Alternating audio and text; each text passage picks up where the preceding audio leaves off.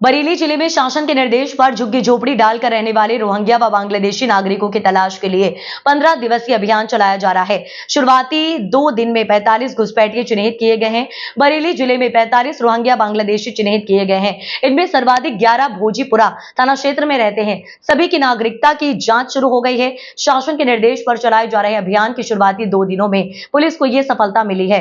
SSP Anurag Arya ने बताया कि सोमवार और मंगलवार को अवैध रूप से निवास कर रहे रोहिंग्या और बांग्लादेशी घुसपैठियों के खिलाफ अभियान चलाया गया।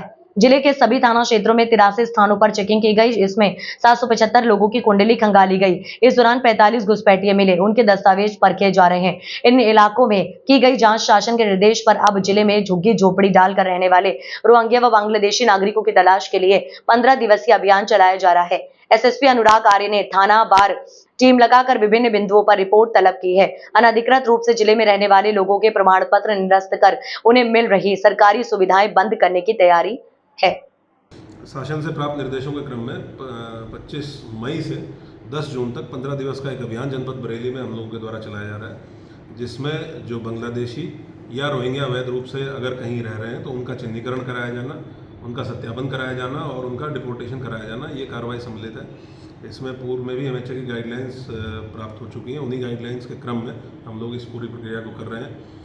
कुल 58 टीमें बनाई गई हैं। 29 थाना क्षेत्रों में 2-2 टीमें हैं, जिनके द्वारा सुबह और रात के टाइम पे जाके ऐसे क्षेत्रों में जहां बाहर के लोगों को रहने की या तो संभावना है या कोई उनके पास इस तरह की इंटेलिजेंस इनपुट है या सूचना है, वहां जाके वो लोग वेरीफाई करते हैं, लोगों से बातचीत करते हैं, उनसे पूछते हैं कि वो कहाँ के रहने वाले हैं और फिर उस एड्रेस का जहाँ का वो बताते हैं उसका सत्यापन कराया जाता है।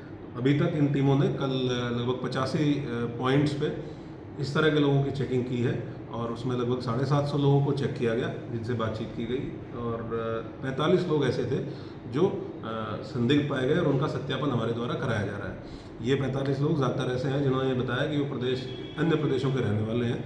तो जो जगह उन्होंने बताई है, जो डिस्ट्रिक्ट और जिला प्रदेश उन्होंने बताया है, वहाँ पे हम लोग सत्यापन करा रहे हैं। हम लोग एक प्रक्रिया होती है जिसमें हम वेरीफाई कराते हैं कि वो मूल रूप से वहाँ के रहने वाले हैं या नहीं है। जब ये सत्यापन पूर्ण हो जाएगा तो जो भी उसके परिणाम प्राप्त होंगे उसके आधार पर अग्रिम कार्रवाई हम लोग सुनिश्चित करेंगे। सर, एक चीज़ ये भी देखने को मिलती है, लोग अपना मकान या अपनी जो संपत्ति है वो किराए पर दे देते हैं और उनका पुलिस वेरिफिकेशन नहीं करा रहे हैं। तो ऐसे लोगों पर भी कोई कार्रवाई की जाएगी ताकि वो पुलिस वेरिफिकेशन कराएं और संदिग्ध लोग ज़्यादा से ज़्यादा पुलिस की नज़र में आए?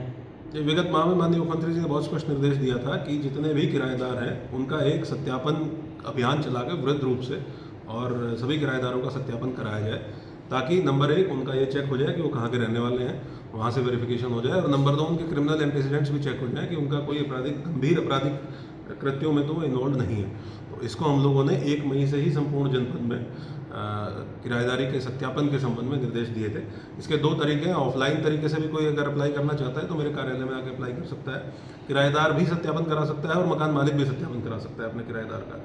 और दूसरा, ऑनलाइन यूपी कॉप ऐप के माध्यम से भी वो CCTNS के माध्यम से भी अपना टेनेंट वेरिफिकेशन करा सकते हैं। वो लगातार लोगों के द्वारा कराया भी जा रहा है और उसमें अगर किसी का कोई क्रिमिनल बैकग्राउंड होता है, कोई गंभीर ऐसी प्रतिकूल बात होती है जो LIU को भी जानकारी में हो, तो हम लोग मकान मालिक को भी बताते हैं उसके बारे में और जो व्यक्ति है जिसने किराए में मकान लिया है उसके विरुद्ध भी विधिक कार्रवाई सुनिश्चित की जाए।